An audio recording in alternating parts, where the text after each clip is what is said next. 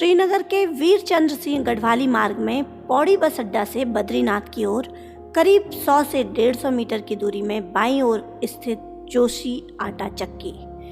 जोशी आटा चक्की का नाम आते ही मन मस्तिष्क में मसालों की भीनी सुगंध अपना डेरा जमा लेती है। स्मरण हो आता है अंबिका प्रसाद जोशी जी का शांत, शालीन और मनमोहक चेहरा।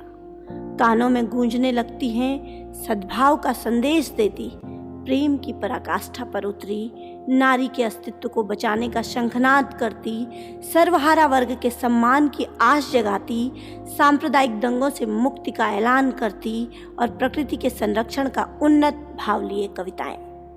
मन को झंकृत करने लगता है।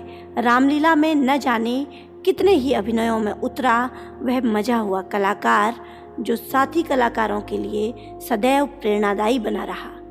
चारों ओर बिखरने लगते हैं उनकी कूंची के रंग, जो उन्होंने अपने बचपन से लेकर युवावस्था तक न जाने कितनी ही बार अपनी अभिरुचि को संजोने के लिए तो न जाने कितनी बार कई विद्यार्थियों की प्रयोगात्मक परीक्षाओं को पूर्ण करने के लिए भरे होंगे।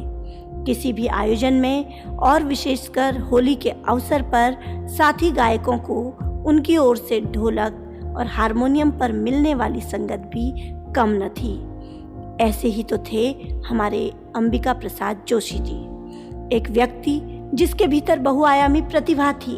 वह व्यक्तित्व जो अंदर ही अंदर राष्ट्र प्रेम के समंदर में आजीवन गोते लगाता रहा और बाहर घट रही घटनाओं, साजिशों, नेताओं के प्रहसन नाटकों, देश भर में होते सांप्रदायिक दंगों और झगड़ों की तपिश में चलता रहा। वह ऐसा व्यक्तित्व था जो आधी आबादी से लेकर गरीब, निर्बल और बेसहाराओं को आज़ाद देश में गुलामी और संकीर्ण मानसिकता की कैद से आज़ाद कराने के लिए अपनी लेखनी में छटपटाता दिखा। अपने आसपास के लोगों के लिए सदैव प्रतिबद्ध दिखाई दिया। गाय को सिर्फ माँ कहने का एजेंडा नहीं था उनका।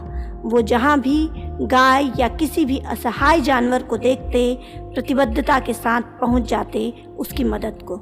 महिला सशक्तिकरण के सच्चे पैरोकार और दलितों और शोषितों की दबंग आवाज़ थे अंबिका प्रसाद जोशी। श्रीनगर के गणेश बाजार स्थित मोहल्ले में 25 सितंबर 1962 को पिता पोस्टमास्टर श्री विद्यादत्त जोशी एवं माता श्रीमती जानवी देवी के घर सबसे छोटे पुत्र के रूप में जन्मे अंबिका प्रसाद जोशी बचपन से ही बेहद सौम्य स्वभाव के तथा रचनात्मक प्रवृत्ति के रहे। इनका जन्म भले ही श्रीनगर में हुआ, लेकिन उनका बचपन पौड़ी में बीता। छोटी सी उम्र मात्र 16 वर्ष में ही उन्हें अपने परिवार के पालन पोषण की जिम्मेदारी लेनी पड़ी। उनके बड़े भाई, जो कि श्रीनगर में आटा चक्की का कार्य करते थे, उनकी सरकारी नौकरी लगने पर चक्की देखने का काम अंबिका प्रसाद जोशी पर आ गया। हाई स्कूल के बाद भले ही वे अपनी पढ़ाई को सुचारू नहीं कर पाए, लेकिन विभिन्न क्षेत्रों में प्रतिभाग कर उन्होंने अपनी रचनात्मकता को सदैव जिंदा रखा।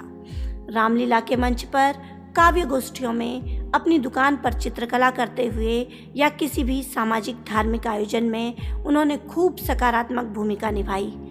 इस सब में सबसे बड़ी बात यह रही कि वे इन आयोजनों के अनसंग हीरो यानी गुणगान रहित नायक होते। निरंतर अध्यवसाय और स्वामी जी, जो कि मूल रूप से नासिक के थे लेकिन वे बाद में श्रीनगर में ही बस गए, की संगत ने इन्हें खूब तराशा। एक बेहतर समाज, एक बेहतर राज्य और एक बेहतर देश की कल्पना में आजन्म डूबे रहे अंबिका प्रसाद जोशी से बिछड़ने का अंदेशा भी गमज़दा होता। लेकिन 25 अगस्त 2014 की एक क्रूर घड़ी ने समाज के ऐसे नायक को हमेशा हमेशा के लिए हमसे छीन लिया। उनका इस तरह खामोश हो जाना जितना दुखदाई था, आज उनके परिजनों की पहल पर उनकी रचनाओं का दस्तावेजीकरण, इस पुस्तक प्रतिबिंब का प्रकाशन उतना ही सुखद समय है। अंबिका प्रसाद जोशी के विचार को समझ लेना और उसको आचरण में ढालना ही उनके लिए सच्ची श्रद्धांजलि हो सकती है। निसंदेह वे किसी महापुरुष से कम नहीं थे, जिनका दर्शन वास्तविक राष्ट्रवाद का चिंतन कराता है। उनकी पत्नी नीता जोशी आज सारथी की भूमिका में हैं। उनकी तीनों संतानें राघवेंद्र, भारती और माधवेंद्र किसी न किसी तरह उनका अक्ष लिए अपने अपने कार्यों में रत हैं। जिस व्यवसाय के लिए उन्हें पढ़ाई तक छोड़नी पड़ी, उस व्यवसाय को और सामाजिक धार्मिक क्रियाकलापों को आगे बढ़ाने का बीड़ा बड़े बेटे राघवेंद्र के जिम्मे है, जिसे वह बखूबी आगे बढ़ा रहा है। भारती अपने पिता की ही तरह चिंतनशील और जागरूक होकर अपने कार्य कर रही है। छोटे बेटे माधवेंद्र को उसके ही अंदाज में अपने पिता अंबिका प्रसाद जोशी की लिखी कविता पढ़ते सुनिए तो।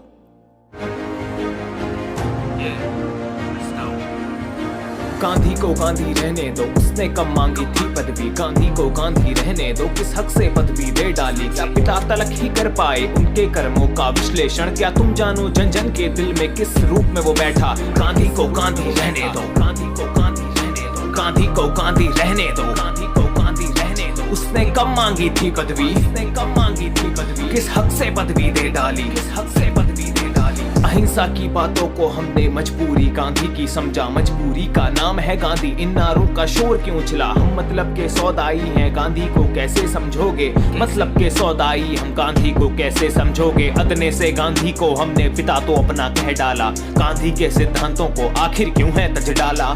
गांधी टोपी पहन के हमने देश का भंजन कर डाला। गांधी टोपी पहन के हमने देश का भंजन कर डाला। नफरत की दीवार बना दी, गांधी के सपनों की दुनिया हमने देखो आज जला दी। गांधी बना है बहस का मुद्दा, ऐसी एक महफिल रखवा दी। महफिल रखवा दी, गांधी बना है बहस का मुद्दा, ऐसी एक महफिल रखवा दी। गांधी को उसके हाल पे छोड़ो, गांधी को उसके हाल पे छोड़ो। रिश्तेदारी का नाता तोड़ो, रिश्तेदारी का नाता तोड़ो। गांधी को गांधी रहने दो, गांधी को गांधी रहने दो, गांधी को गांधी रहने दो, गांधी को गांधी रहने दो। गांधी की समाधि पर काहे फूल चढ़ाते हो। हे राम भजन करके काहे शीश झुकाते हो। गांधी को गांधी रहने दो, गांधी को गांधी रहने दो। गांधी की समाधि पर राजनीति क्यों लाते हो। गंगा जल थोपे कोई चप्पल पहने नाचे शांति पाठ करके। दूरदर्शन की टीम मंगा कर गांधी से मिलाप करेंगे। देश के राजा बने हुए जो गांधी से मिलने आते हैं। पहरेदारी के घेरे में डर से फिर सुख जाते हैं, डर से फिर सुख जाते हैं। उस गांधी से मिलने आए जो छाती पर गोली खाता है। वो कैसा राजा है जो घेरा लेकर आता है। धिक्कार है ऐसे राजा पर जो मौत से भी घबराता है। गांधी को गांधी रहने दो, उसने कब मांगी थी पदवी। गांधी को गांधी रहने दो। राम राज का नारा मचा, अब तो इसको बंद करो। इसको कौन दिला पाएगा, इस पर ना कोई द्वंद करो। गांधी का नारा था भैया, गांधी के संग जाएगा। एक नया गांधी ला दो, फिर नारा वापस आएगा।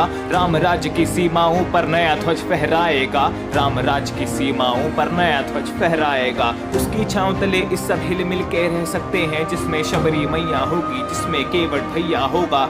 शबरी के झूठे बेरों से एक नया अंकुर फूटेगा। शबरी के झूठे बेरों से एक नया अंकुर फूटेगा।